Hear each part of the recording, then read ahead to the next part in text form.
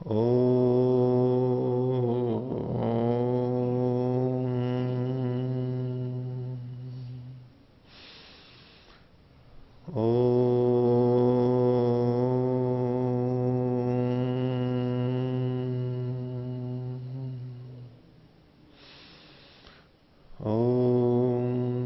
सहनावतु सहनौ भुनक्तु सह वीर्यं करवावहै तेजस्विनावधीतमस्तु मा विद्विषावहै। ओम शांति शांति शांति। वैशेषिक दर्शन की 57वीं कक्षा। वैशेषिक दर्शन के 7वें अध्याय का प्रथम आनिक चल रहा है और इसमें हमने 5वें सूत्र तक देखा था। इस आनिक में पृथ्वी के और अन्य भूतों के जो रूप, रस, गंध, स्पर्श आदि गुण हैं, उनकी नित्यता अनित्यता के बारे में चर्चा की कि जिन द्रव्यों में ये अनित्य हैं वो वहां ये भी अनित्य होंगे, और जहां द्रव्य नित्य है तो वहां पर ये गुण भी नित्य होंगे। तो इस दृष्टि से इन्होंने चौथे सूत्र के अंदर अपसु तेजसी वायु च नित्या द्रव्य नित्यत्वात् 3 का नाम लिया, जल, तेज और वायु। यहां पर इन्होंने पृथ्वी को छोड़ा था। सामान्यतया जो नित्यता अनित्यता है ये परमाणु के स्तर पर नित्यता स्वीकार करते हैं और कार्य जगत के रूप में अनित्यता, स्थूल भूत के रूप में उसकी अनित्यता।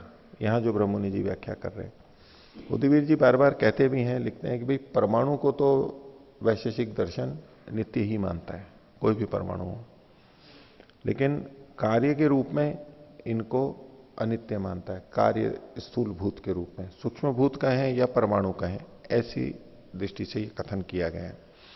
तो चौथे सूत्र में जल, अग्नि और वायु, इन 3 की तो नित्यता का कथन किया, इनके परमाणुओं का, लेकिन पृथ्वी के परमाणुओं को उन्होंने उस रूप से नित्य नहीं कहा कि उनके गुण भी नित्य रहते हैं। इन्होंने ये कहा था कि जो परमाणु है उनके नित्य होने से उनमें रहने वाले गुण भी नित्य होंगे। इस कथन में से पृथ्वी को अलग रख दिया था। तो पृथ्वी के बारे में क्या इनकी दृष्टि है वो आगे छठे सूत्र में और आगे बताई जा रही है। तो छठे सूत्र की भूमिका देखिए, यथा ही जलाग्नि वायवो द्रव्याणि नित्यानि अनित्यानि च। जैसे जल, अग्नि और वायु, ये 3 महाभूत, ये द्रव्य नित्य भी होते हैं और अनित्य भी होते हैं। तेषाम सूक्ष्मत्व स्थूलत्वाभ्याम भेदाभ्याम, क्योंकि वो उनमें सूक्ष्मत्व और स्थूलत्व ये 2 भेद होता है। सूक्ष्म भूत भी होते हैं और स्थूल भूत भी होते हैं। इस दृष्टि से नित्य और अनित्य हो रहे हैं। तेषु नित्येषु रूपादयो गुणा नित्या संति। ये पीछे बताया जा चुका है कि जो इनका सूक्ष्म रूप होता है, जो कि नित्य होता है, तो इसमें रूपादि गुण भी नित्य होंगे। तथा पृथ्वी द्रव्यम अपितु नित्यम च अनित्यम च। तो जैसे ये 3 महाभूतों के बारे में नित्य अनित्य कहा गया, ऐसे पृथ्वी भी तो नित्य और अनित्य दोनों प्रकार की होगी। तो तस्याह सूक्ष्मत्व स्थूलाभ्याम भेदाभ्याम, और पृथ्वी के भी उसी तरह सूक्ष्मत्व और स्थूलत्व भेद होंगे, सूक्ष्म और स्थूल रूप में। तो वहां पर भी तत्रापि नित्यायाम पृथिव्याम रूपादयो गुणा कथम न नित्या। तो जब पृथ्वी भी नित्य है परमाणु के रूप में, सूक्ष्म भूत के रूप में, तो उसमें रहने वाले गुणों को इन्होंने नित्य क्यों नहीं कहा चौथे सूत्र में। कथम तत्र गुण नित्यत्व प्रसंगे पृथ्वी वर्जिता। गुणों के नित्यत्व को बताने के संदर्भ में पृथ्वी का नाम वहां पर क्यों छोड़ दिया गया, वो वर्जित क्यों की गई। इति आकांक्षाएं उच्यते। इस विषय में इसको ध्यान में रखते हुए अब ये सूत्र बनाया गया है। तो छठा सूत्र है, कारण गुण पूर्वका पृथिव्याम पाकजाह। पाकजाह गुणा, गुणा का अध्याय करेंगे। पाकज गुण, पाकज का मतलब है पाक से उत्पन्न होने वाले गुण। पाक का मतलब है पक करके, जल करके। पाकिस्तान वाला पाक नहीं है, वो पाक का मतलब पवित्र होता है। और पाक से पवित्र क्यों बन जाता है? क्योंकि पाक अग्नि से होता है और अग्नि से होता है तो पवित्र हो जाता है, अग्नि पवित्र करने वाली है। ठीक है, वो कितना भी सोचें, हम एक तरफ डरते रहते हैं कि भाई पाश्चात्य संस्कृति और ये हमारे अंदर घुस रखी है, हमने भी तो वहां पर सब घुसा रखा है। पाक, अग्नि के बिना पाक नहीं हो सकते हैं वो। तो पाकजाह गुण, ऐसे गुण जो पकने से उत्पन्न हुए हों। किसके? पृथ्व्याम, पृथ्वी में। पृथ्वी में कुछ पाकज गुण होते हैं, पकने के बाद में गुण उत्पन्न हो जाते हैं। जैसे कि मिट्टी को पकाते हैं तो घड़े को, ईंट को तो बदल जाती है। तो पहले अलग रंग में थी, पकने के बाद में अलग रंग में आ जाती है। तो अभी ये जो रूप बदल गया उसका, उसका स्पर्श बदल गया, ये कैसा कहलाएगा? पाकज कहलाएगा। पकने के बाद में बदला है, पकने से उत्पन्न हुआ है। तो कह रहे हैं कि पृथ्वी में जो पाकज गुण होते हैं वे कारण गुण पूर्वका, कारण के गुण पूर्वक होते हैं। अर्थात ये गुण पहले कारण में बदलते हैं और फिर कार्य में बदले हुए दिखाई देते हैं। इसको थोड़ा सा समझते हैं। पाकज गुण, ये एक नया विषय है यहां पर कि घड़ा पका, घड़ा बना है मिट्टी से, तो जो घड़े में परिवर्तन आया रंग आदि का, वो पूरे घड़े में आ गया या उसके मिट्टी के कणों में आया इसलिए घड़े में आया? घड़े में परिवर्तन हुआ इसलिए उसके कणों में परिवर्तन आया, या कणों में परिवर्तन हुआ इसलिए घड़े में परिवर्तन हो गया?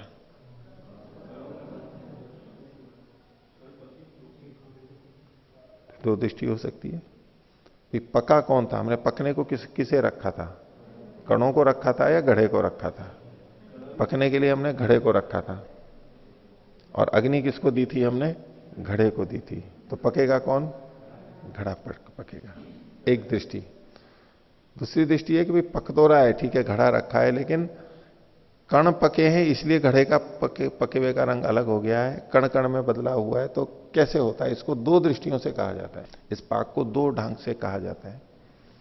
एक को कहते हैं पीलू पाक। पीलू पाक, पीलू कहते हैं परमाणु को। पीलू, पीलू। एक तो पीलू वृक्ष होता है, वो अलग चीज है। यहां पीछे पीलू वृक्ष है, कोने में है, वो छोटे छोटे फल आते हैं उसके पीले पीले से। उसके पेड़ जो है ना पुराने पुराने से होते हैं, बूढ़ा बूढ़ा सा पेड़ होता है उसका, उसका तना टेढ़ा मेढ़ा और सलबटों वाला होता है, वो पेड़ ही ऐसा होता है।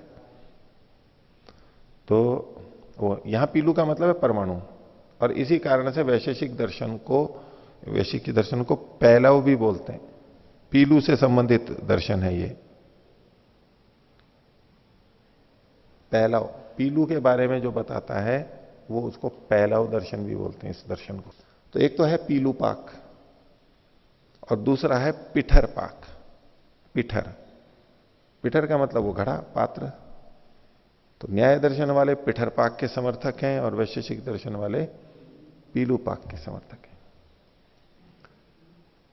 जब ये माना जाता है कि पूरा घड़ा पकता है और घड़े के पकने के कारण उसमें स्थित जितने कण हैं वो भी पक जाते हैं, उनमें भी रंग में परिवर्तन आ जाता है, इसको कहते हैं पिठर पाक। ये पहले पात्र पका और फिर उसके कण पक गए। और जब ये मानते हैं कि पहले परमाणु पके हैं तो घड़ा पका है, इसको कहते हैं पीलू पाक। कि पीलू मतलब परमाणु पहले पके। तो ये जो सूत्र कह रहा है ये पीलू पाक के नाम से, पीलू पाक की तरफ संकेत है, जिस बात को पीलू पाक के नाम से कहा जाता है। तो पृथ्वी में जो पाकज गुण होते हैं वो कारण गुण पूर्वक होते हैं। अर्थात जब उसका पाक होता है तो कारण में, कारण मतलब उसके अवयवों में, यानी परमाणुओं में परिवर्तन आता है, उसके कारण से इसमें परिवर्तन आता है। पीछे जैसे हम बिना पाक की स्थिति में भी देखते थे कि कार्य के गुण कारण गुण पूर्वक होते हैं। ठीक है, ये एक सामान्य स्थिति। जैसे गुण कारण में होते हैं वैसे कार्य में होते हैं। तो ये तो स्वभावतः है, जो गुण कारण में है उसके अनुसार कार्य में आए। इसमें पाक नहीं हुआ, बस वो कारण वैसा ही था और उससे कार्य बन गया। लेकिन जब कार्य बन गया, कार्य द्रव्य बन गया, अब उसका पाक किया जा रहा है, तो उसमें पहले कारण में परिवर्तन आएगा, यानी कणों में, परमाणु के स्तर पर परिवर्तन आएगा और उससे वो लक्षित होगा पूरे कार्य के अंदर। तो पृथ्वी के जो पाकज गुण होते हैं वो कारण गुण पूर्वक होते हैं। पहले कारण में पाक होगा, कारण में गुणों का परिवर्तन आएगा और फिर कार्य में परिवर्तन हमारे को दिखाई देगा। यद्यपि वो हमारे को तो साथ साथ ही दिखाई देता है, लेकिन एक सोचने की दृष्टि है कि पहले परमाणुओं में आएगा, परमाणुओं में परिवर्तन नहीं आएगा तो कार्य में उसके कैसे परिवर्तन आएगा, अवयवों में परिवर्तन नहीं आया तो अवयवी में कैसे परिवर्तन आएगा। इस दृष्टि को करके यहां इन्होंने सूत्र दिया है। अब इसके कारण क्या हुआ कि पृथ्वी के रूप आदि गुण परमाणु के स्तर पर, सूक्ष्मभूत के स्तर पर वो अनित्य हो गए। पृथ्वी का परमाणु नित्य माना गया, लेकिन जब अग्नि से पाक किया गया तो जब उसके कार्य में परिवर्तन आया तो कहते हैं पहले परमाणु में परिवर्तन हो गया। तो परमाणु नित्य होते हुए भी उसके जो गुण हैं वो परिवर्तनशील हो गए। पीछे जो जल अग्नि वायु का कहा था उनमें उनमें पाकज गुण बदलते नहीं, पाक गुण से परिवर्तन नहीं आता है उनमें, वो वैसे ही रहते हैं। लेकिन पृथ्वी में पाक से परिवर्तन आ जाता है और वो पाक में परिवर्तन परमाणु को नित्य स्वीकार करते हुए भी उसमें परिवर्तन आ जाता है। जबकि पीछे क्या सिद्धांत दिया गया था कि जो नित्य है उसके गुण भी नित्य होंगे, अनित्य के गुण भी अनित्य होंगे। तो जब कारण गुण पूर्वक पृथ्वी में पाकज गुण हुए, इसका मतलब यह हुआ कि नित्य परमाणु को, पृथ्वी के नित्य परमाणु को मानते हुए भी उसमें रूप आदि में परिवर्तन यानी अनित्यता देखी जा रही है। यह एक अपवाद रूप में था, इसलिए इसको अलग लिखा। वहां पर चौथे सूत्र में 3 भूतों का नाम लिखते हुए भी पृथ्वी को वहां पर नहीं जोड़ा, उसके लिए सूत्र है। तो कारण गुण पूर्व कहा पृथ्व्याम पाकजहा, पाकज गुण पृथ्वी में कैसे होते हैं, कारण गुण पूर्वक होते हैं, कारण में ही परिवर्तन हो जाता है, ऐसा ही स्वीकार करते हैं। देखिए भाष्य में इसी को खोला है। पृथ्वी तो अन्यत्र यानी पृथ्वी से भिन्न, कहां पर, अब तेजो वायुषु, जल तेज और वायु में, नित्येषु जो कि नित्य हैं, तो रूपादयो गुण नित्या भवंती, उनमें तो रूपादि गुण नित्य ही होते हैं। किंतु पृथिव्याम नित्यायाम अपि, पृथ्वी के नित्य होने पर भी परमाणु के स्तर पर रूपादयो गुणा न नित्या, उसके रूपादि गुण नित्य नहीं होते हैं। नित्य नहीं होते हैं, इसी को आगे खोल रहे हैं। न सदा समान, वो हमेशा समान नहीं रहते हैं, बदलाव आ जाता है उसमें। इसी को आगे खोल रहे हैं। समावस्था गतावा न समावस्था गतावा, सदा समान, समान कोई खोल लिया, समावस्था गता, समान अवस्था में नहीं रहते हैं। क्यों, यतो ही, क्योंकि अग्नि संयोगात परिवर्तन थे, अग्नि के संयोग से वो बदल जाते हैं। अल्प विराम। प्राथमिक स्वरूपम त्यजंती, परिवर्तनते को ही वैसे आगे खोल रहे हैं कि अपने प्राथमिक स्वरूप को छोड़ देते हैं। प्रारंभ में मूलतः जो उनका स्वरूप था उसको छोड़ के दूसरे रूप में आ जाते हैं। प्राथमिक स्वरूपम त्यजंती, इसी को आगे खोल रहे हैं। भिन्नम स्वरूपम उपयंती, भिन्न स्वरूप को प्राप्त कर लेते हैं, जो पहले थे उससे भिन्न हो जाते हैं। है तो रूप गुण, लेकिन रूप गुण में बदलाव आ गया। तो प्रश्न कर रहे हैं कि तत्कथम इति उच्यते, ये कैसे हो जाता है। तो उसका उत्तर यह है, स्थूलायाम पृथिव्याम दक्षिणोत्तर भिन्न भिन्न प्रदेशगतायाम, जो स्थूल पृथ्वी है वो दक्षिण की हो उत्तर की हो, दिशा की देश से मतलब देश का भेद बताना चाहते हैं, दक्षिण और उत्तर ऐसे भिन्न भिन्न प्रदेश में जो स्थित है, वो विशिष्ट संस्थान भूतायाम, वो किसी भी प्रकार की हो, किसी भी रंग रूप वाली हो, तो भी वो जब घटादि रूपेण विकृतायाम, घड़े आदि के रूप में जब वो विकृत अवस्था में आती है, उसी को आगे खोल रहे हैं विकृतायाम को। कार्यभूतायाम पृथिव्याम, जब वो कार्य रूप में आ जाती है तो रूपादय गुणा ये पाकजा संति, उनमें पकाने पर जो रूपादि गुण आते हैं, ते न कार्य वशगाह अपितु कारण गुण पूर्वका संत, वे कार्य के वशीभूत नहीं होते हैं कि कार्य में परिवर्तन आया तो हुआ है, वो कारण गुण पूर्वक होते हैं, उसे कारणों में परिवर्तन यानी परमाणु में परिवर्तन आ जाता है। जैसे कि खोल रहे हैं, मृत कणेशु कार्यावयवेशु कारणेशु, मिट्टी के कणों में परिवर्तन हो जाता है। वो कौन है, जो कार्य के अवयव हैं, घड़ा कार्य हो गया और उसके अवयव मिट्टी के कण हुए, वहां परिवर्तन हो जाता है। उनमें कारणेशु पाकजहा पाक वशगाह भवंती, पाक के वशीभूत, पाक के कारण से वो होते हैं। क्यों होते हैं कि यतो ही अग्नि संयोगात पृथिव्याह कणा परमाणु वा, क्योंकि अग्नि के संयोग से पृथ्वी के कण या यूं कहें कि पृथ्वी के परमाणु पच्यन्ते, पक जाते हैं। पच्यंते को खोल रहे हैं, पाकम प्राप्नुवंति, वहां वो पाक को प्राप्त हो जाते हैं। जैसे हम भोजन पकाते हैं तो भाई ये चीज पक जाती है, चावल है पक जाता है, गल जाता है, ये चीज पक जाती है, सब्जी पक जाती है। लेकिन मिट्टी को पकाने लगो वैसे पानी डाल करके, जैसे भोजन पकाते हैं तो मिट्टी तो नहीं पकती है, लेकिन वैसे सीधे अग्नि में डालो तो वो भी पक जाती है। तो ये पक जाती है, पाकम प्राप्नुवंती। और उससे क्या होता है, पाकात कणानाम परमाणु नाम कारणानाम रूपादेव गुणा परिवर्तन थे। और उस पाक से कणों के यानी परमाणुओं के जो कि कारण है उनके रूपादि गुण परिवर्तित हो जाते हैं। ते ही कार्य खलु उपलभ्यन्ते, और जब कारण में परिवर्तन आ गया तो वही कार्य में परिलक्षित होने लग जाते हैं, घड़े आदि में परिवर्तन आ जाता है। तस्मात् पार्थिवस्य कार्य वस्तुनो गुणा न कार्य योगात किंतु कारणस्य गुणा संति कारण गुण पूर्वकत्वात्। इसलिए पार्थिव कार्य वस्तु के यानी पृथ्वी से जो कार्य वस्तुएं बनी हैं, कार्य जगत बना है, कोई नई चीज बनी है, उनके जो गुण हैं वो कार्य के योग से नहीं बदलते हैं, किंतु कारण के आधार पर ही, गुणों के आधार पर ही कारण गुण पूर्वक वो बदलते हैं। पूर्वम कारणेषु ते प्रकटी भवंती, ये जो पाकज गुण हैं ये प्रकट पहले कहां होते हैं, तो यूं कह रहे हैं कि पहले कारणों में प्रकट होते हैं। जो परमाणु है, कण है, उनमें वो रूप परिवर्तित प्रकट होता है। पश्चात कार्य लक्षण थे, उसके बाद वो कार्य घड़े आदि में लक्षित होते हैं। अतएव नित्यायाम अपनी पृथ्व्याम रूपादेव गुणा न नित्या, इसलिए पृथ्वी जो परमाणु नित्य है उसमें भी इसके गुण नित्य नहीं होते, बदल जाते हैं। अब इसमें मन में ये आता है कि भाई अन्य भूतों में क्यों नहीं परिवर्तित हो, या वहां होते हैं नहीं होते हैं। तो कह रहे हैं जल आदि नाम तू रूपादयो गुणा पाके न परिवर्तनते, जल आदि में उसके पकाने से रूपादि गुण परिवर्तित नहीं होते हैं। दृश्यंते च पूर्ववदेवा, पहले जैसे ही दिखाई देते हैं। पानी को कितना भी उबालते रहो परिवर्तन आएगा क्या उसमें, वैसे का वैसे ही रहता है। और वाष्पीभूत हो जाता है वो अलग बात है, उसकी अवस्था बदल गई है, लेकिन वाष्पीभूत होकर के फिर उसको ठंडा कर लो तो फिर पानी कैसा रहता है, वैसे का वैसे ही रहता है, उसमें रंग रूप थोड़ा ना बदलता है। इसलिए उसमें पाकज गुण नहीं होते, परिवर्तित नहीं आते हैं। जिनमें पाकज गुण यानी बदल रहा है पकने के बाद में, इसका मतलब उसमें पार्थिव अंश है। पूरा पार्थिव है या आंशिक है वो अलग बात है, लेकिन उसमें पार्थिव अंश है जिसके कारण पाक से परिवर्तन आ रहा है। तत्र पाकज गुणानाम रूपादीनाम, अच्छा आप कह रहे हैं कि ये जो पाकज गुण है इसके अंदर अलग अलग कारणों को निर्देशित कर रहे हैं कि तत्र पाकज गुणानाम रूपादीनाम, जो पाकज गुण रूपादि जो पाकज गुण है, पकने के बाद में जो रूपादि गुण आए हैं उसका संवाही कारण क्या है, संवाही कारणम पृथ्वी परमाणु, पृथ्वी के जो परमाणु है वो उसका संवाही कारण है, क्योंकि गुण का आश्रय वही है। और पृथ्वी परमाणुगता रूपादयो गुण अवयवी रूपादि नाम असंवाही कारणम, जो अवयवी रूप द्रव्य है यानी घड़ा आदि जो कार्य द्रव्य है उसमें जो रूपादि गुण हैं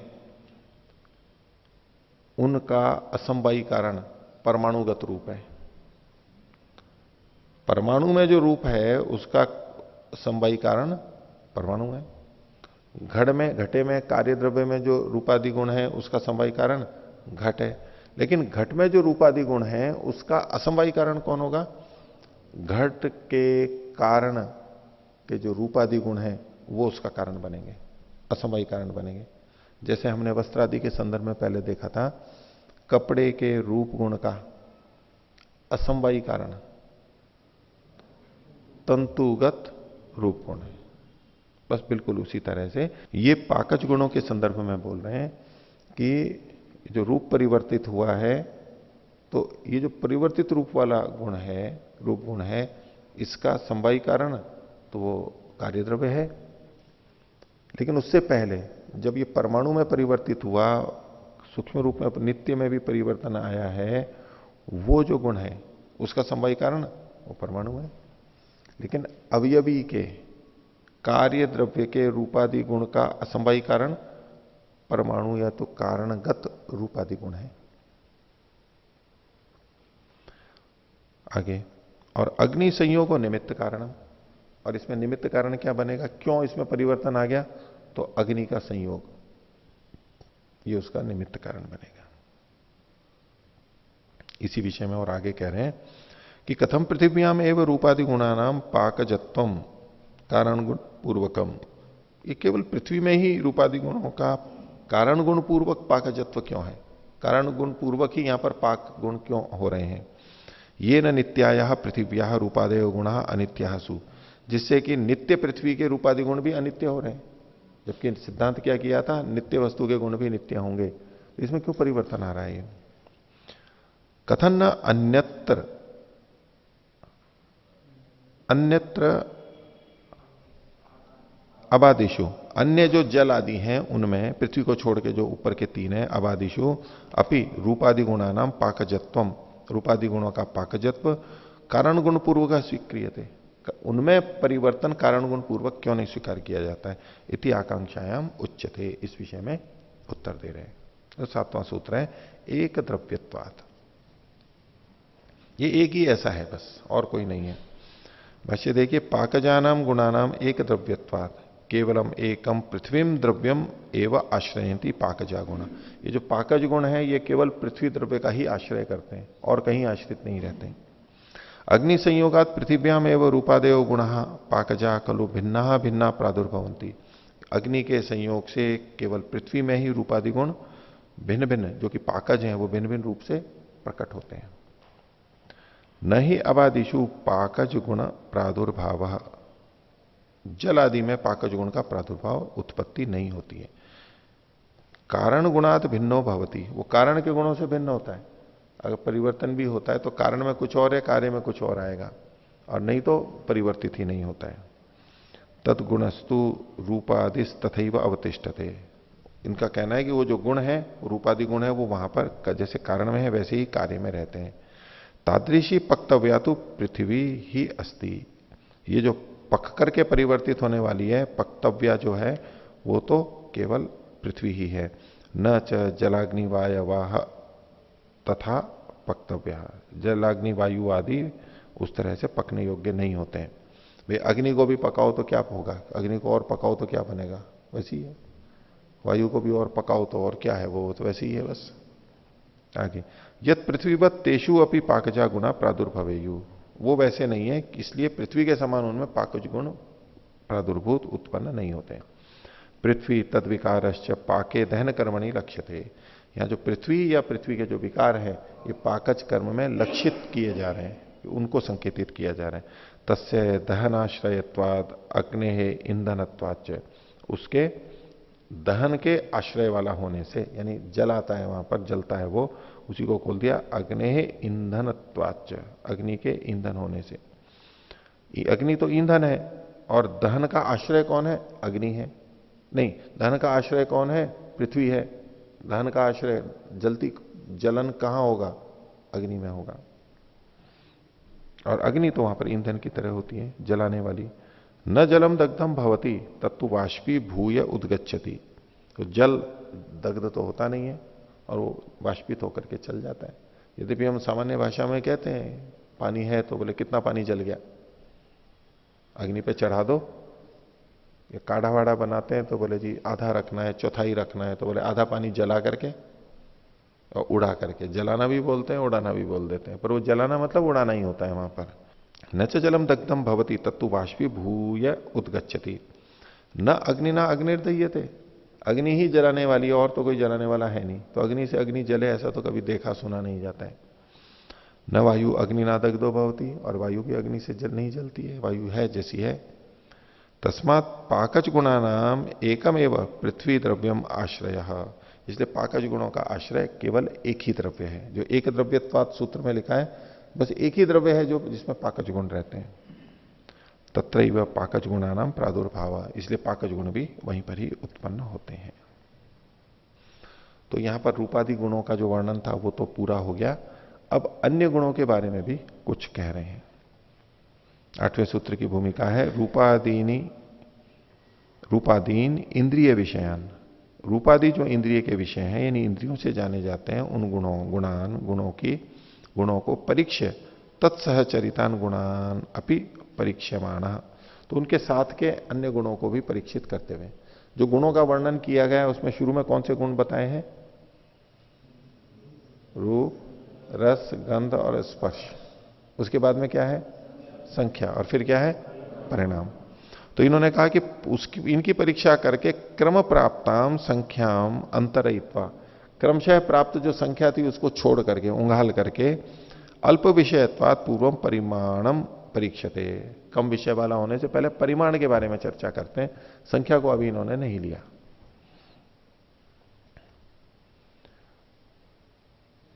तो 8वें सूत्र में कहा इन्होंने, अणोर महतश्च उपलब्धि अनुपलब्धि नित्य व्याख्याते, अणु और महत की उपलब्धि और अनुपलब्धि।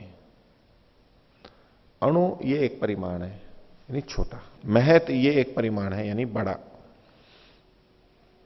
जैसा कि हमने पहले देखा था, ये द्वैणुक तक अणु परिमाण मानते हैं और द्वैणुक से आगे त्रसरेणु और उससे बड़ी जितनी चीजें उनको महत परिमाण वाली मानते हैं। यद्यपि त्रसरेणु भी बहुत छोटा होता है, हम जो बोलते हैं उस दृष्टि से वो छोटा ही है, लेकिन यहां इसको वो महत परिमाण वाला मानते हैं, जो कि दृष्टिगत होने लगता है, दिखाई देने लगता है, देखा जा सकता है। उससे छोटे में रूप गुण नहीं आता है। जैसे पीछे हमने देख करके आए थे कि कोई वस्तु क्यों दिखाई देती है, तो इनके सिद्धांत के अनुसार एक तो उसमें रूप गुण होना चाहिए और एक वो महत परिमाण वाला, अनेक द्रव्यों से मिलकर के बना हुआ होना चाहिए, वो महत परिमाण वाला होना चाहिए। वो महत परिमाण इनके लक्षण के अनुसार ही देखना है। तो अणुर महतोश्च, अणु और महत की उपलब्धि और अनुपलब्धि, तो इसमें अणु की तो अनुपलब्धि है और महत की उपलब्धि है, इसको यथाक्रम लेंगे। अभी क्या है, अणु और महत की उपलब्धि, अणु के साथ में उपलब्धि और महत के साथ में अनुपलब्धि, ऐसे नहीं जोड़ना है, वो क्रम में नहीं तो गड़बड़ हो जाएगी। यथाक्रम नहीं है, उसको पलट करके लेंगे, यथा योग्य, यथा योग्य क्रम लेंगे। एक तो क्रम होता है यथाश्रुत क्रम, जैसा सुना गया पहले के साथ पहला जुड़ेगा, दूसरे के साथ दूसरा, तीसरे के साथ तीसरा, ऐसे यथाक्रम।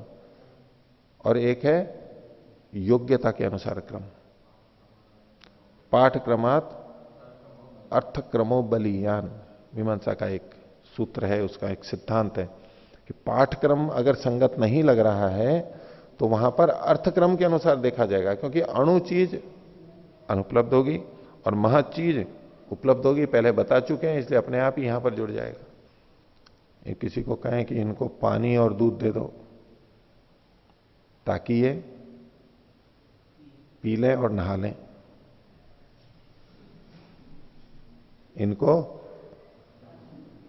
पानी और दूध दे दो, बाल्टी में पानी और गिलास में दूध दे दो ताकि ये पी लें और नहा लें। नहीं, नहा लें और पी लें तब तो यथाक्रम हो गया कि पानी दिया तो नहाने के साथ जुड़ गया, दूध हुआ वो पीने के साथ जुड़ गया।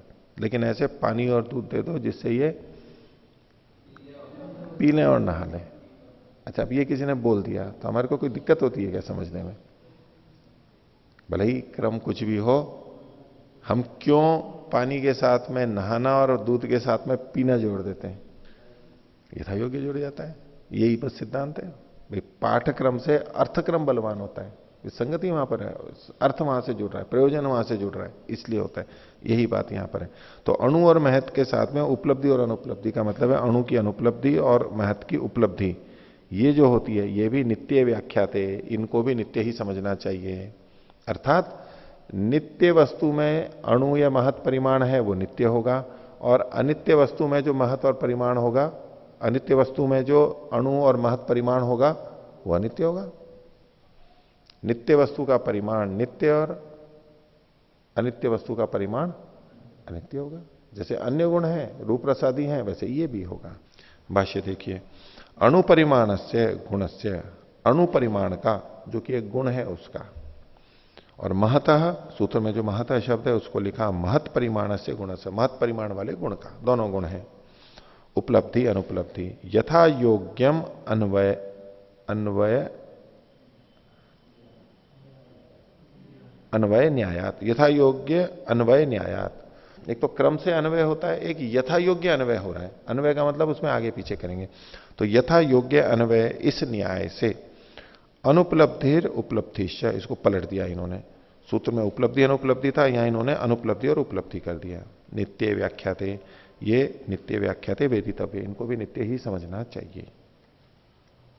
खोल रहे हैं इसी को, अणुत्ववती द्रव्य अणुपरिमाण गुणस्य अनुपलब्धे अप्रत्यक्षा नित्या। अणु अणु वाले द्रव्य में, यानी अणु परिमाण वाले गुण में जो उसकी अनुपलब्धि है, जो कि अप्रत्यक्ष है, वो नित्य समझनी चाहिए। और महत्ववती द्रव्य, जो महत परिमाण वाला द्रव्य है, महत्ववती सप्तमी एक वचन है, उस द्रव्य में महत परिमाण गुणस्य, महत परिमाण इस गुण की, महत परिमाण वाला तो द्रव्य है, उसमें महत परिमाण की उपलब्धि, जो कि हमको उपलब्धि को ही खोल दिया, प्रत्यक्षता जो है वो नित्या अस्ति, वो नित्य है।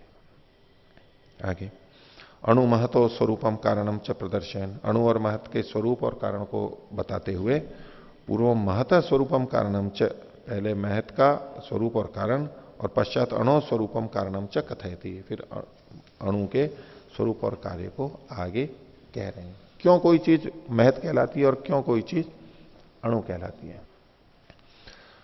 तो नवा सूत्र है कारण बहुत्वाच्च, कारण के अधिक होने से। तो कोई चीज महत है, कार्य द्रव्य जो महत है, कार्य द्रव्य पे लागू होगा, ये कार्य द्रव्य मालूम होगा, तो उसके कारण के अधिक होने से, उसके मूल उपादान कारण जो है, मूल उपादान कारण वो अधिक होगा, तो वो चीज महत परिमाण वाली होगी, बड़ी होगी, उतनी बड़ी होगी। तो कारण बहुत्वाच्च। और 10वां सूत्र है अतो विपरीतम अणु, और अणु इससे विपरीत होता है। तो यहां पर कारण बहुत्व की जगह कहेंगे कारण के न्यून होने से, अल्प होने से वो वस्तु अणु होती है। सामान्य सिद्धांत है जो कि हम समझे हुए भी हैं, पूरा जीवन में जीते ही हैं, कि आटा ज्यादा होगा तो रोटियां ज्यादा बनेगी, कोई कारण अधिक है। और छोटी बड़ी रोटी हो तो भी तोल करके देख लेंगे कि रोटियां ज्यादा बनी है या कम बनी है, संख्या में नहीं। तो इसी तरह से जितनी रोटी बनानी है तो आटा ज्यादा होगा तो रोटियां ज्यादा बनेगी, कम होगा तो कम बनेगी। ऐसे ही अनयो सूत्रो एक वाक्यता अस्ति, कारण बहुत्वाद को खोल रहे हैं। त्रसरेणु कारणानाम द्वेणु का नाम बहुत्वाद, त्रसरेणु के जो कारण है वो द्वेणु, उनकी अधिकता होने से। इन्होंने त्रसरेणु और द्वेणु क्यों लिखा, क्योंकि महत परिमाण का प्रारंभ ये त्रसरेणु से स्वीकार करते हैं, और उसका कारण कौन है, द्वेणुक। तो महत परिमाण द्वेणु, महत परिमाण क्योंकि उसमें द्वेणुकों की संख्या अधिक है, त्रसरेणु के कारण जो द्वेणुक है उनकी संख्या अधिक होने से वो अधिक हो जाता है। द्वेणुक में कम होंगे, त्रसरेणु में अधिक हो जाएंगे। आगे चतुर्णुक कारणानाम त्रैणुकानाम बहुत्वात्, अब जो चतुर्णुक के कारण है कौन, त्रैणुक यानी त्रसरेणु, उनकी अधिकता होगी तो चतुर्णुक भी अधिक हो जाएंगे। बहुत्वात् संहतत्वात् घटादो पृथिव्याम च, तो उनके संगत होने से घटादि में या पृथ्वी आदि में, चकारेण प्रचयात, और चकार से उनके प्रचय यानी संगठित होने से, इकट्ठे होने से, तुलांशु नाम शिथिल संयोगाच, और जो उनके रेशे होते हैं उनके तुलांशु, रजाई को तूली का भी बोलते हैं, उसमें तूल होता है, यानी वो तूल मतलब तीली नहीं होता है, तिनके नहीं, वो रेशे जो होते हैं वो। तो तुलांशु नाम शिथिल संयोगा, क्योंकि उनमें संयोग ढीला है, दूर दूर है, इसलिए तुल पिंडे महत्व महत परिमाणम, महत परिमाण स्वरूपम व भवती, वो फूले फूली दिखाई देती है, जैसे स्पंज होता है और चीजें होती हैं, उसमें कारण की अधिकता भी है, लेकिन साथ में अगर संयोग शिथिल है तो वो फूला फूला हुआ ज्यादा दिखाई देगा, निकट में है तो वो कम दिखाई देगा। आगे अथ अस्माद उक्त लक्षणात् विपरीतम अणु परिमाणम, इस जो लक्षण को कहा गया नवे सूत्र में, इससे विपरीत अणु परिमाण होता है, उसी को खोल रहे हैं। अर्थात कारण अबहुत्वात्, महत परिमाण था कारण के बहुत्व होने से, अणु परिमाण होगा कारण के अबहुत्व के कारण, कारण अबहुत्वात्। तथा उसी प्रकार से अप्रचयात अणु परिमाणम, तो उसका प्रचय न होने से, इकट्ठे न होने से वो अणु परिमाण होता है, तत्स्वरूपम च भवति, और उसका स्वरूप आता है। यत खलु द्वेणु के परिमाणम तद अणु, तो द्वेणुक में जो परिमाण है वो अणु परिमाण है। यच्च प्रचय ही न तुलांशु, और जो प्रचय से रहित जो तुलांशु है यानी छोटा भाग, तत्र अणु परिमाणम अस्ति, वहां भी अणु परिमाण है। ये इन्होंने तुलांशु को गलत लिख दिया है यहां पर वाक्य में, क्योंकि तुलांशु को जो दिखाई दे जाता है उसको त्रसरेणु के रूप में लेते हैं और उसको महत परिमाण के रूप में मानते हैं। इन्होंने यहां तुलांशु को किस ढंग से लिखा है, लेकिन इसको ये अणु परिमाण के रूप में कह रहे हैं, ये अपने आप में विचारणीय बात है।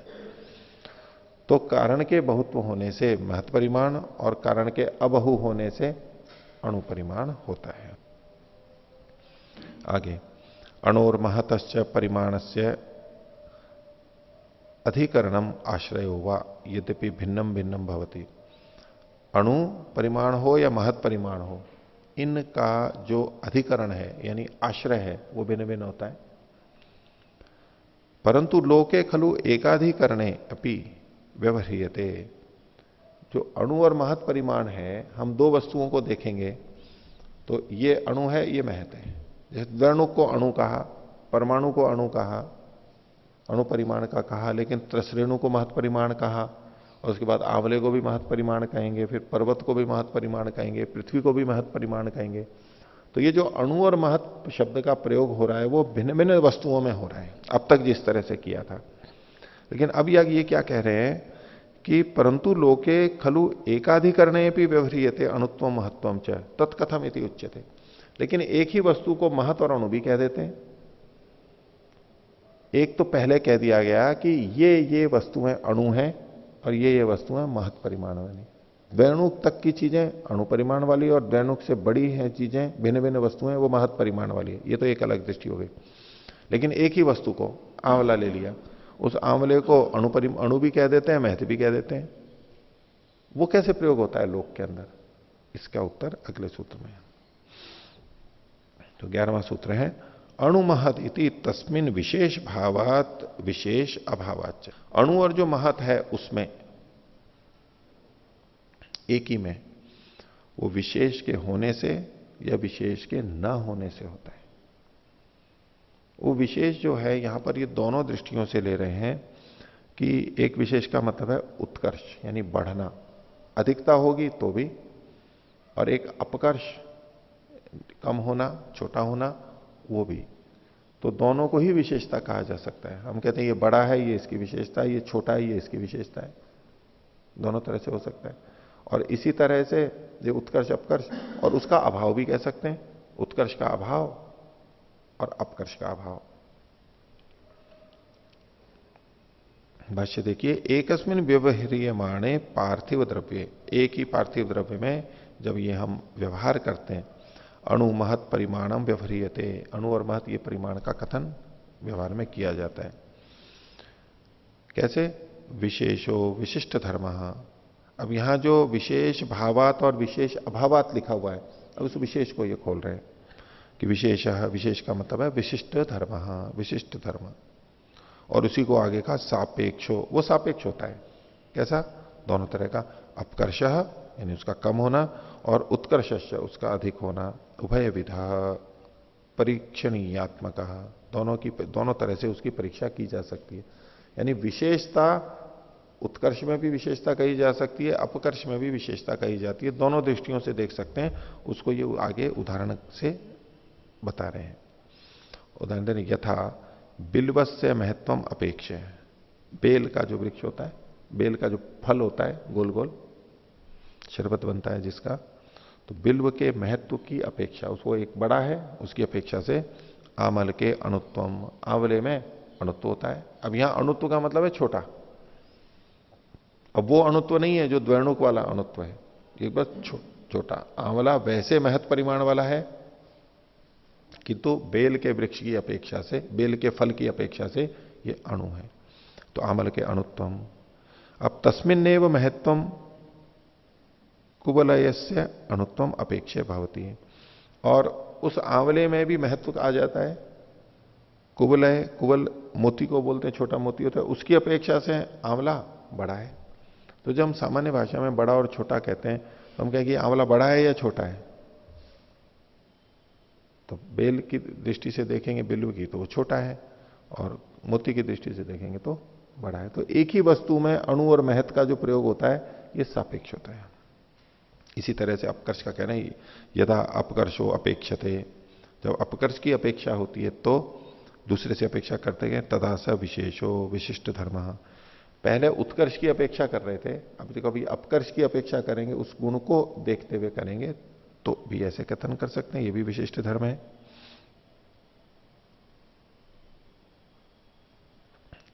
विशिष्ट धर्मस्तदा आमलकम अणु बिल्वात, तो आमलक बिल्व से अणु कहलाएगा। तत्र आमल के अपकर्ष भावात, आमलक में अपकर्ष का भाव होने से, यानी अपकर्ष को ले रहे हैं तो यहां पर विशेष का भाव है।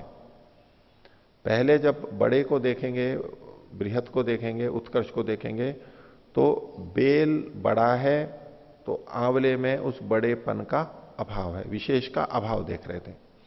लेकिन जब पहले आंवले को देखा कि ये अपकर्ष छोटा है, तो इसमें इस अपकर्ष का विशेषता का भाव है, और बिल्व में इस अपकर्ष का छोटेपन का अभाव है।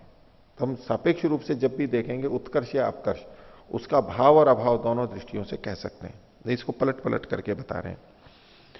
तो तत्र आमल के अपकर्ष भावात बिल्वम महत अपकर्ष अभावात, बिल्व महत परिमाण वाला है क्योंकि उसमें अपकर्ष का अभाव है। आंवले और बिल्व में उत्कर्ष का देखेंगे तो आंवले में उत्कर्ष का अभाव है और बेल में उत्कर्ष का भाव है। और यदि अपकर्ष की दृष्टि से देखेंगे, जो कि अपकर्ष भी एक विशेषता है, तो आंवले में अपकर्ष का भाव है और बिल्व में अपकर्ष का अभाव है। बस ऐसे कथन करेंगे। आगे, अथ यत उत्कर्षो अपेक्षते, जब उत्कर्ष की अपेक्षा करते हैं तदा स विशेषो विशिष्ट धर्म, उसको विशेष धर्म मानेंगे। तदा महद आमलकम अस्ति, तब आमलक महत है कुवलयात, कुवलय की अपेक्षा, मोती की अपेक्षा। तत्र आमल के खलु उत्कर्ष भावात, आमलक में उत्कर्ष का भाव होने से कुवलम अणु उत्कर्षा भावात, कुवल अणु है क्योंकि उसमें उत्कर्ष का भाव है। तीन विशेषताओं के भाव और अभाव के कारण से हम अणु और महत का व्यवहार करते हैं। दोनों ही दृष्टि से अणु और महत का व्यवहार होता है। अपेक्षा से वक्ता जहां जो कह रहा है उसके अनुसार हमें अणु और महत का तात्पर्य लेना चाहिए। आगे, एकस्मिन् पार्थिव द्रव्ये सापेक्ष विशेषस्य अपकर्षस्य उत्कर्षस्य भावात् अभावाच्च कथम अणुत्व महत्व व्यवहार कल्प्यते।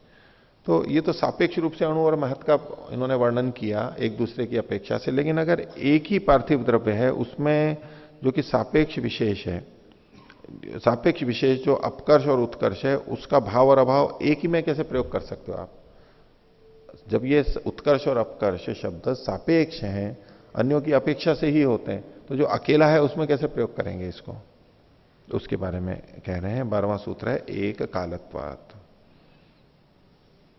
एक काल होने से। कैसे कह रहे हैं? यतो ही एकस्मिन् काले तत्र एकस्मिन् पार्थिव द्रव्ये अणुत्वम महत्वम च प्रतीयते यद्वा उपलभ्यते। पृथ्वी के ही एक पर एक में अणुत्व दिखाई देगा, एक में महत्व दिखाई दे जाएगा। उसी पृथ्वी में है तो उसी के अलग अलग। पहले तो अभी हम अलग अलग द्रव्य ले रहे थे, अब एक ही द्रव्य में, जैसे आंवले भी हों, आंवले ही आंवले हैं, लेकिन आंवले में भी छोटा और बड़ा हम बोल देंगे। पहले आंवले को हम बिल्व से या तो मोती से तुलना कर रहे थे सापेक्ष अन्य द्रव्य से। अब एक में भी हो सकता है एक कालत्वात्, एक ही समय में दूसरे में महत्व परिमाण है, इसमें अणु परिमाण छोटे बड़े हो सकते हैं। सापेक्ष विशेष भावा भाव निमित्ता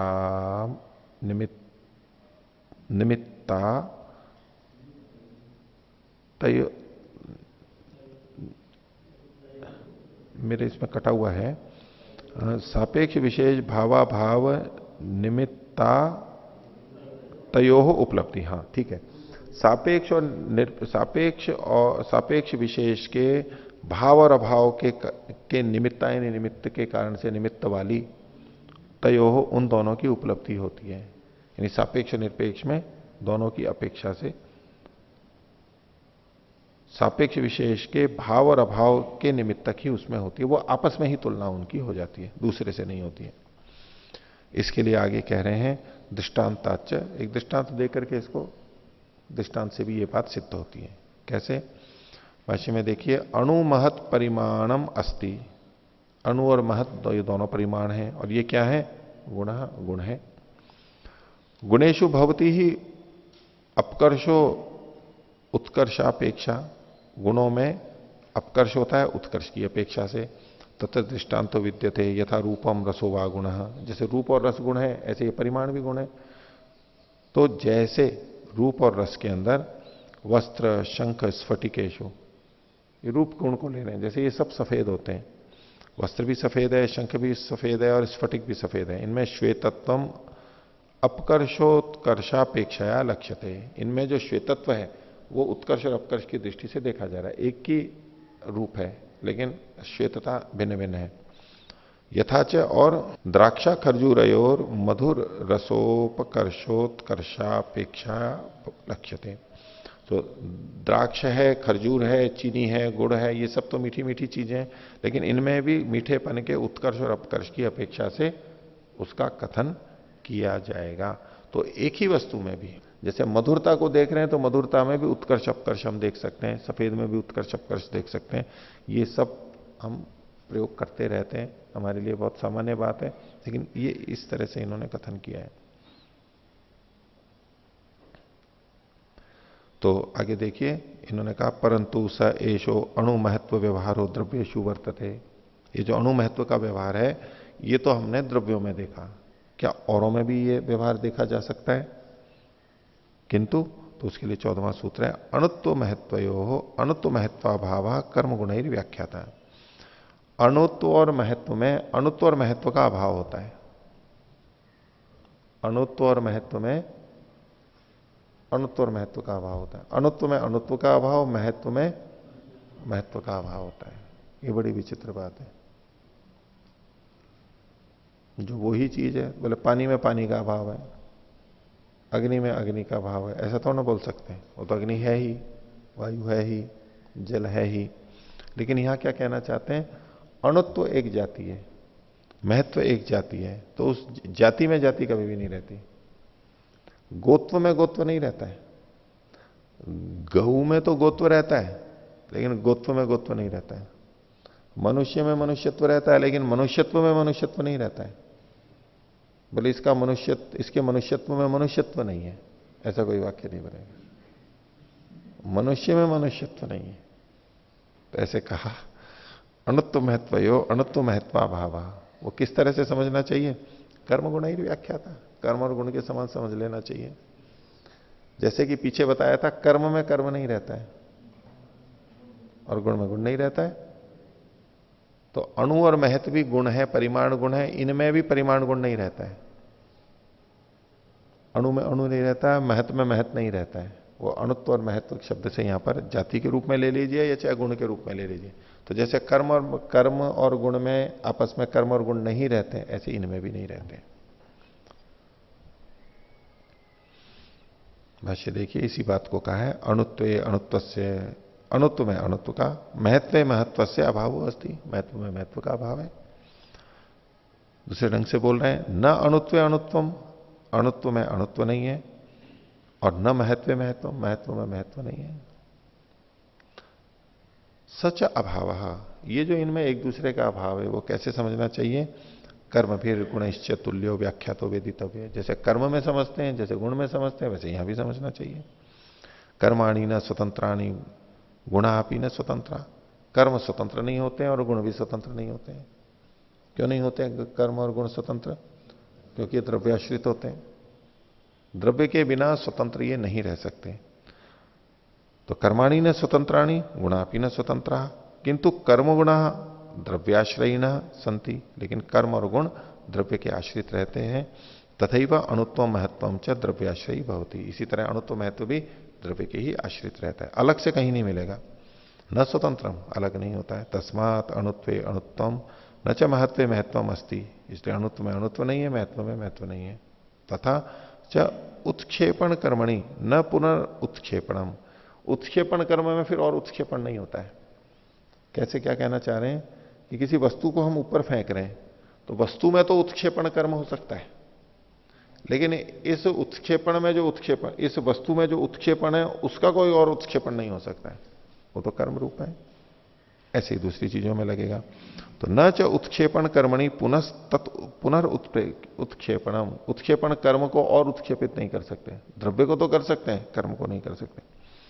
रूप गुणे पुनर्न रूपादय रूप गुण कल्प्यते, रूप गुण में फिर और रूप गुण कल्पित नहीं होता, बस रूप तो रूप ही है।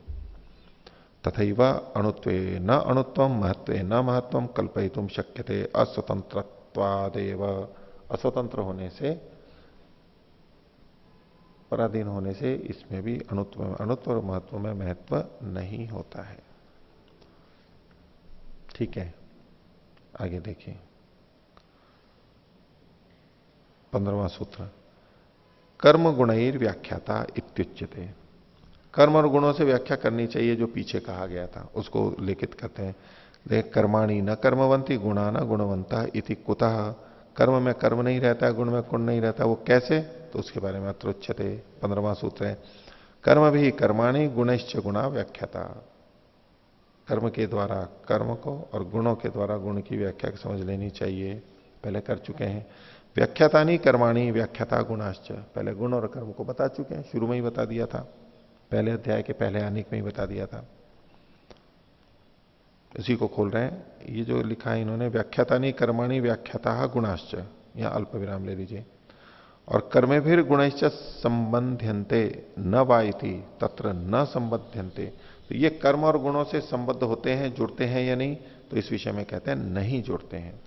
खलु एषः सिद्धांत, ये जो सिद्धांत है पीछे बताया, द्रव्याश्रयी अगुणवान, ये 1:16 है। द्रव्याश्रयी च अणुश्च गुण, और ये जो अणु,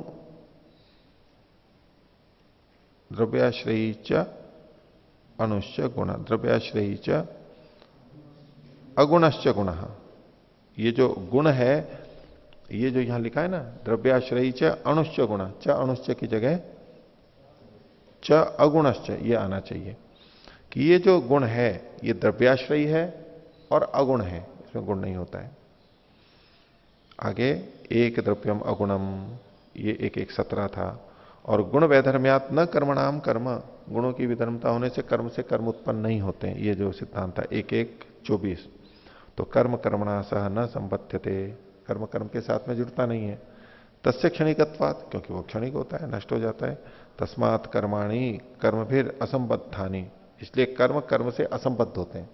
असंबद्धानी को आगे खोल दिया शून्यानी, यानी रहित होते हैं, कर्म कर्म से रहित होता है। न व्याख्यात शून्यानी व व्याख्यातानी, ये पहले बता चुके हैं। और गुणेश्च गुणा असंबद्धा, और गुण गुण से असंबद्ध होते हैं। असंबद्धा को ही आगे खोल दिया इन्होंने शून्या व्याख्याता, शून्य होते हैं यानी रहित होते हैं, गुण गुण से रहित होते हैं, इसकी भी व्याख्या पहले करती गई है। याद दिला रहे हैं कि ये बिल्कुल वैसा ही है, कुछ नई बात नहीं कही जा रही है, वैसा ही है। और देखिए 16वां सूत्र, तस्मादेव व्याख्यान प्रकारात, उसी शैली से ये भी कहा जाएगा। क्या? अणुत्व महत्वाभ्याम कर्म गुणाश्च व्याख्याता, अणुत्व और महत्व से कर्म और गुण की भी व्याख्या कर ली गई। पीछे क्या कहा गया था? महत्व, अणुत्व महत्वयो अणुत्व महत्वाभाव कर्म गुण ही व्याख्या था, और अब यहां पर अणुत्व महत्व से कर्म और गुण की व्याख्या कर ली गई। इसको समझा दिया तो वो भी ऐसे ही समझ लेंगे, और उसको समझा दिया तो ये भी ऐसे ही समझ लेंगे। समानता का है ना, द्रव्य गुण कर्म सामान्य विशेष और समवाय, जैसे वो समझा वैसे ही समझ लो, ये सरल बात है, क्यों उसमें परेशान होते हो? शैली सिखा रहे हैं, कैसे सरलता से सीख सकते हैं। 16वां सूत्र हो गया, अणुत्व महत्वाभ्याम कर्म गुणाश्च व्याख्याता। भाष्य देखिए, यथा अणुत्वम न अणुत्ववत, अणु जो है वो अणुत्व वाला नहीं होता, उसमें अणु में अणु नहीं होता है, अणुत्व में अणुत्व नहीं होता है, अणुत्व अणुत्व वाला नहीं होता है। महत्वम न महत्ववत, और महत्व महत्व वाला नहीं होता है। तस्य अणुत्वस्य महत्वस्य अस्वतंत्रत्वात्, हेतु क्या है? अणुत्व और महत्व के अस्वतंत्र होने से, और अस्वतंत्रत्वात् को आगे खोल रहे हैं द्रव्याश्रितत्वात्, द्रव्य के आश्रित होने से। तथैव कर्म न अणुत्व महत्ववत, इसलिए जो कर्म है वो भी अणुत्व और महत्व वाला नहीं होता है। इसको यूं समझिए कि इन्होंने अणुत्व और महत्व को कहा था कि ये अणुत्व में अणुत्व नहीं रहता, महत्व में महत्व नहीं रहता। ये कहां रहते हैं? द्रव्य में रहते हैं। तो द्रव्य तो अणु महत्व होता है, लेकिन गुण या कर्म अणु महत्व नहीं होते। अणु और महत्व जो परिमाण है उसको कहां पर घटाना है? द्रव्य में ही घटाना है, उसको गुण और कर्मों में नहीं घटाना है। इसलिए इन्होंने कहा द्रव्याश्रयित्वा तथैव कर्म न अणुत्व महत्ववत, कर्म भी अणुत्व महत्व नहीं होता, गुणों न अणुत्व महत्ववान, गुण भी अणुत्व महत्व वाला नहीं होता है।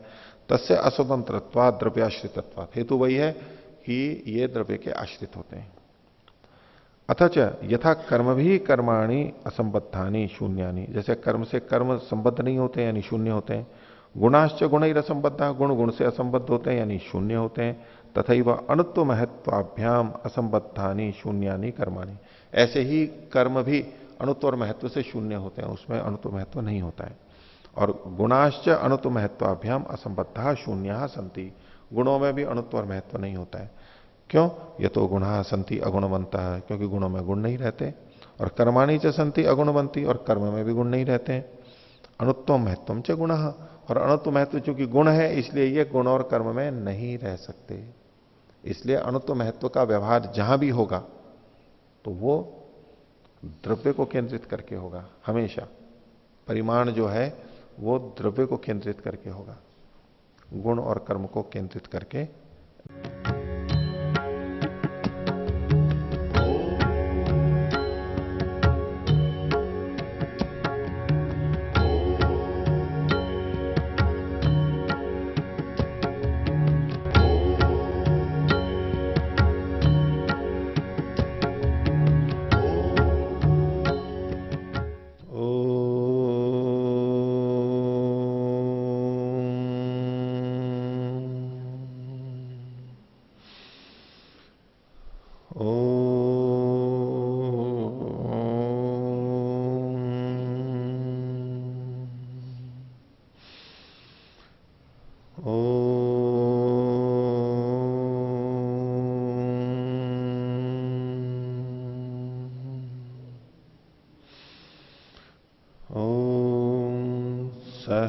सहनावतु सहनौ भुनक्तु सह वीर्यं करवावहै तेजस्विनावधीतमस्तु मा विद्विषावहै। ओम शांति।